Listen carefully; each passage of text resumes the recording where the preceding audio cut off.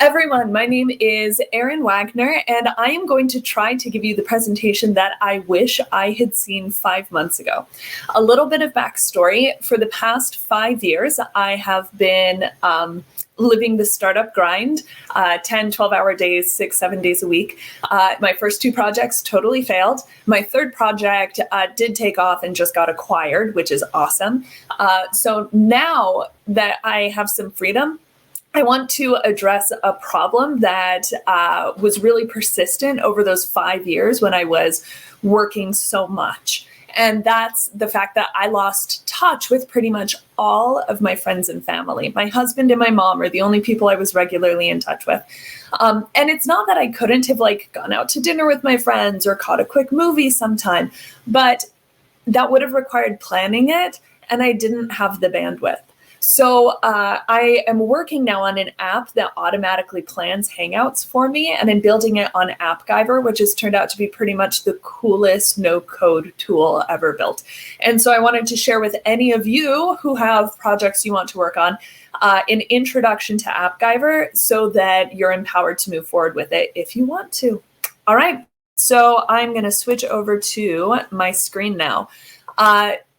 We're going to use my app Gomigo as our example. So let me just explain a little bit of how it works.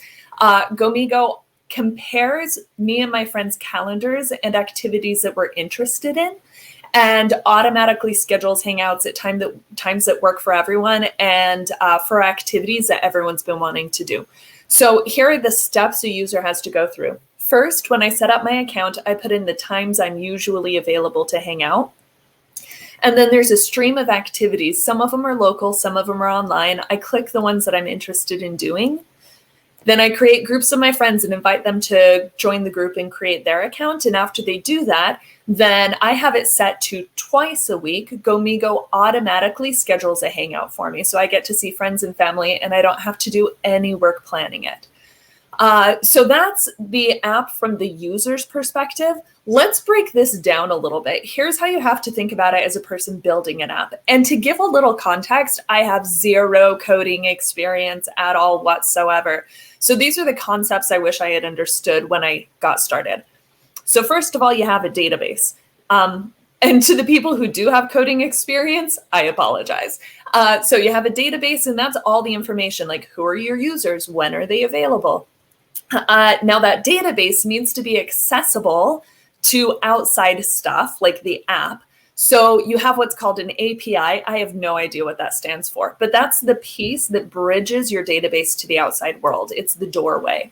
Now those need to live somewhere. So you have a server, which is a computer in a data warehouse somewhere in the world that hosts those. And that whole thing, those 3 elements are called the back end. Now, there's also the app that's on the user's phone, the front end. It has the user interface, what they see and interact with, and the business logic. That's, if they click this button, then send them to that page. Now, these 2 pieces need to send messages back and forth, and you do that with what's called webhooks or web calls. Those are the messages of data that go back and forth between the 2. Now, AppGyver takes care of this part of it. So that's what we're going to look at together today. And we're going to take especially a moment to look at webhooks because they're really powerful and helpful to know if you aren't a coder. So this is the data that a webhook is sending. It's called JSON format. And let's break this down really quick. So if I send a webhook, I'm going to try to get a chunk of data. And that's what the curly brackets mean. There's a chunk of data in here. Technically, it's called an object. And I'm going to say, well, maybe I want to get someone's first name. Well, what it's going to send back is the first name is Erin. And let's say that record also has a last name.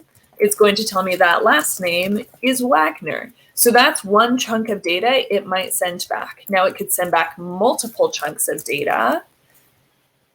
There we go.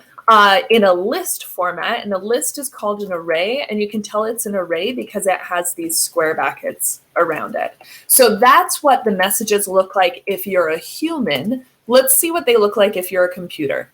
it looks something like this. Now, these are not exactly the same information. This is the webhook asking for this data. So let's look at what it's doing. First, there is the URL, the place in the internet it's sending its request to, and it's sending it to the API. And it wants to get from the record of users or searching users, and it's using a filter. So it wants any users where the first name is Erin and it has the API password, the access token, and well, that's a secret. I'm not going to tell you what that is. So if I send this in, I get this back. Now, what's all of this garbledy-gook in between? This is how URLs write lots of punctuation. So %22 is actually a quotation mark. That's just the computer way of writing it. When you're sending a webhook, you can be doing one of four things. Technically, or there are more, but let's keep it to four. You can be getting information, posting information into the database like a new user. You can delete information like someone deletes their account, or you can do what's called put, which is just updating a record. So this is really powerful to understand because webhooks are uniform across pretty much everything. So if you understand how to do a webhook, you can start connecting your service to your own API and to Zapier and to all kinds of stuff. All right, so let's break this down. Here we have, like, this is what your whole app looks like. We're going to take a closer look at conceptually what we'll be doing within AppGyver before I hop over to that, to the tool itself. So we're going to build the user interface by putting in components, that's buttons and images and words, and by giving it style or theme. So all my buttons, I want them to be pink. But this button, I want it to be white with a pink border. That's your theme. Now, we have these data sources, the information we're pulling in, and so we're going to configure our webhooks to bring that data in. And then we need to make cubby holes in the app to hold the information from the webhooks until we're ready to use it. And those cubby holes for the data are called variables. And the cubby holes go two ways. They receive information from the webhooks and hold on to it until you need it. But also, if the user is putting information into the app, the cubby hole holds onto it until you send the webhook. So those are the variables. And we use binding to say exactly, basically it means pointing. Okay, if they click on this button, I want it pointed to, or I want it to use the data from this variable. So we're going to set up the binding, and then all of it will kind of get working together through our business logic. If a user clicks on this button, then send this information over to the database.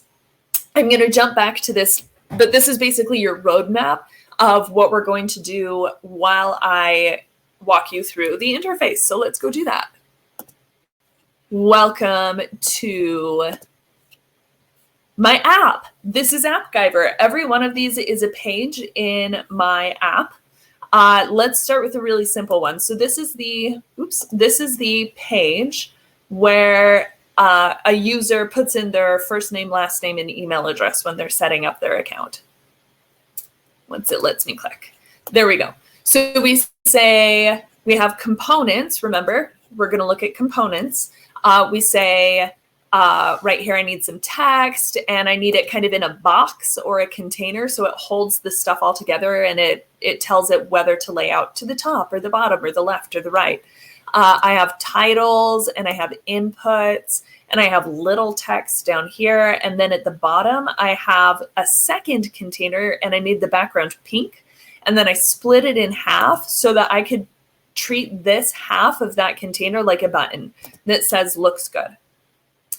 So those are the components. Now, how do I style the components? Well, I click on one, and then here in the upper right-hand corner, it says style. So I can change the background color. Maybe I want that to be white and not pink. And maybe I want to change it from bold to normal. We can also control how much space there is above or below it, how much, like where the position is the size. So this is where I style it. Now, once I have an idea of what I want it to look like normally, I can take those styles and I want to put them into my theme. So for example, on the buttons, I can say my default button is 56 pixels tall, and it's going to have this color of shadow. Oh, sorry, actually, it looks like I have the shadow not enabled by default. And it's going to have curve on the sides, or a radius of 28 pixels.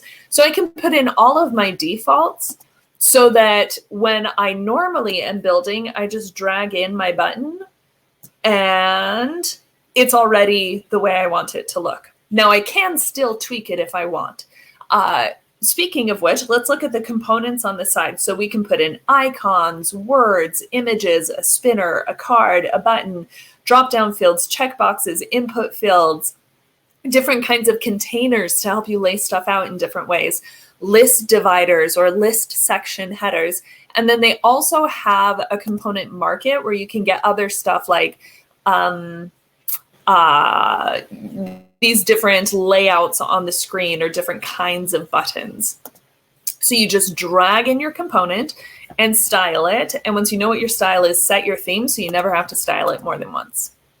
All right, so we have already covered 1/3 of the whole thing. That's how easy AppGyver is to use once you've got your sea legs. Now we're going to hop over and look at the data sources side of it, which is a little more conceptual. So bear with me on this. This is where my data sources are. So every kind of web call that I do, those web hooks, the information that comes and goes, this is where they all are. And there are a ton of them. Now, I can't click in and let you see what's in there because it does have our password for our API. So sorry.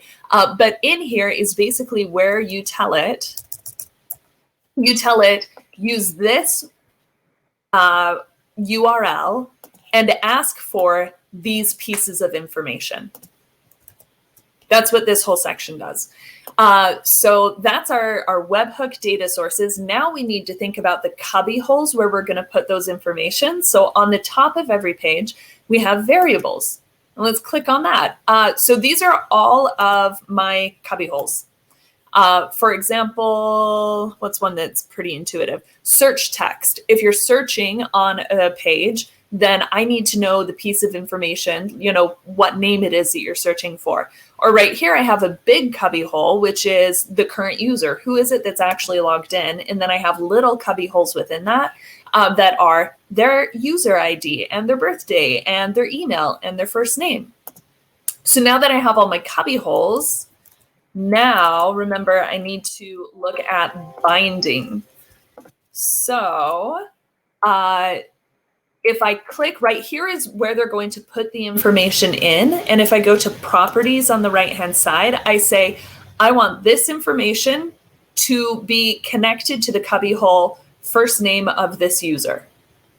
Easy enough. Now, if the user puts in information, it gets put into that cubby hole. And if the cubby already has, if the variable already has information in it, then that information shows up in this spot. That's my binding. You guys, look at how far we got. We've already put in components, styled them, put together our webhooks, well, kind of, created our cubby holes, and then connected it to parts of the app. Now let's look at the business logic, which tells the app what to do based on the user's actions. So to work with the logic, you're going to click on an element, and then on the bottom, there is this up arrow, and it's going to show us the logic. That one's a terrible example. It has no logic. We'll use our actual button.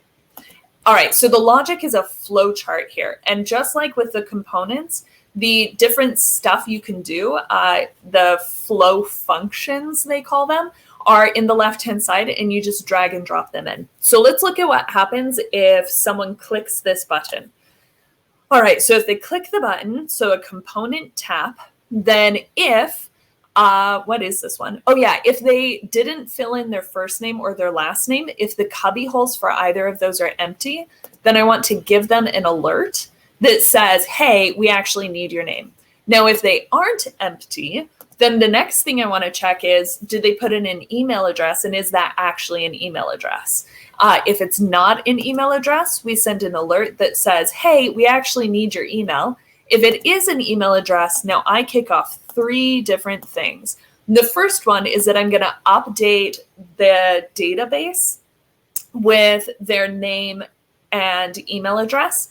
The next thing I'm going to do on this section is I'm going to look at one of my cubby holes to tell me, hey, this person, are they an initial user? Like they're the very first one of their friends setting up an account?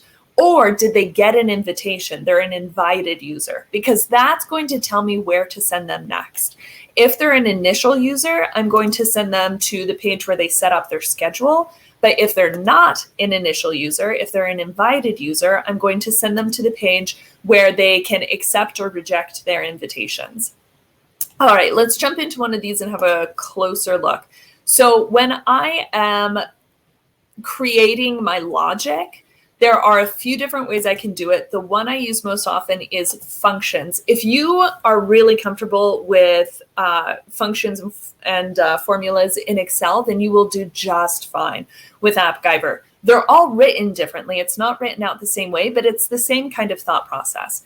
So here's what we've got with this function. I want to know with the first name of the current user, which is one of my cubby holes, one of my variables. I want to know if that thing is empty. Also, I want to know or, so is that empty, or the double lines means or, is the last name empty? If the first name is empty or the last name is empty, then this is true, otherwise false. And so true is the top node here that says, oh, it's empty, I need to send them an alert. And then false is the bottom node. Now, some of these have just one node that come off of them, like sending an alert, because it's not yes or no, it's just one item. But with these formulas, there's really, I mean, you can do pretty much everything, and they have great documentation.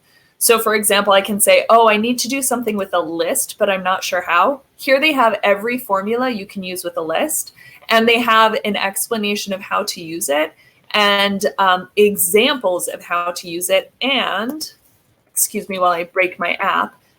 If I were to put it in, they even pre-populate it for me. So all I have to do is say, oh, I don't even know what ABS is, but I want to ABS the number 15.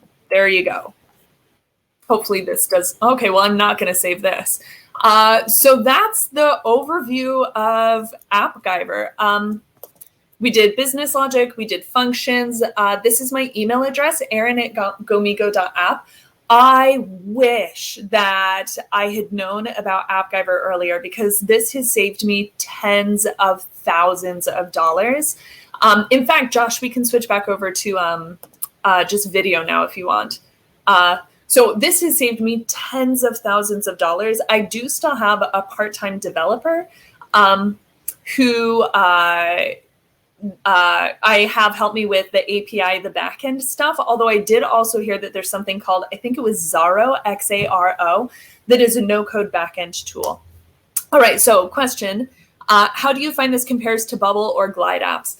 I have not used either of those, but the biggest thing about AppGyver is that it's free. You don't have to pay anything until you have either $10 million in revenue or funding.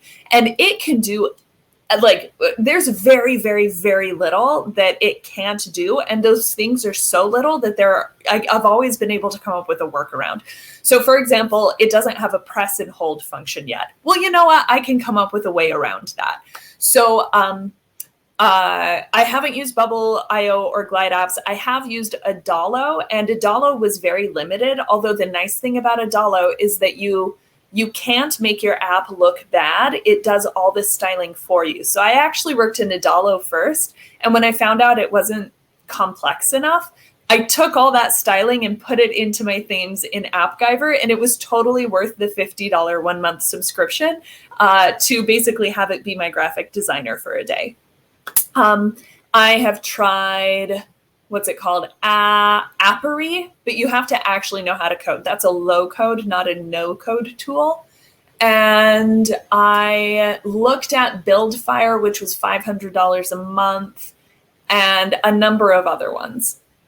Okay, if there are other questions, feel free to share those. Otherwise, Josh, I just thought of one more thing I have to show you guys. Let's switch back over to screen share. I'll keep my eyes open for when that happens. Can I switch us over? No, I think Josh has to do it. Okay, well, if you go to AppGyver on the top, there's also a button that says community, and on there you have access to 2 really important resources. The first one is the documentation. So if you don't know how to do something, look it up. They have pretty good documentation. You just need to kind of know what word to ask about. The other thing that I love is the forums. Their developers are active on the forums every day. So even though this is free, if I have a question that I can't figure out and nobody else has asked this question before, I can ask the question and I always hear back in 1 to 3 days. If I don't hear back on day 3, then I just send them another message on there and say, hey, have you guys had a chance to look at this? They're super nice. They're super helpful. I mean, hand holding like you would not believe. They are in Finland, which means you don't get a response the same day because they're asleep while you're working. And also just make sure you search the forums to see if somebody else has already asked that question, because usually somebody has. So that's AppGyver. It is the free no-code platform that I am building my soon-to-be $1 million app upon. And I hope that if you guys have any questions about it, that you reach out. I am so profoundly grateful that I have access to this free, amazing tool, and am happy to pay forward that gratitude in helping other people be successful on it. And so I'll come over to comments. Oh, I can't apparently comment. Can I put in my email address? So that's my email address. Also, right now we're in closed beta. Me and my friends and family are the only ones using Gomigo. But if you would like to be one of our beta testers when we're ready to open it up some more, send me a message. And also, I work alone from home. I was thinking I might start doing some kind of like virtual co-working where like we hang out on Zoom and like 5 minutes of every hour we chat just to help the days go faster or go smoother. And so if anyone would be interested in something like that, feel free to reach out. I have 3 more minutes. Any other questions? I don't see a way for me to see the questions. Okay, well, let me think. What else do I wish I had known about AppGyver back in the day? Oh,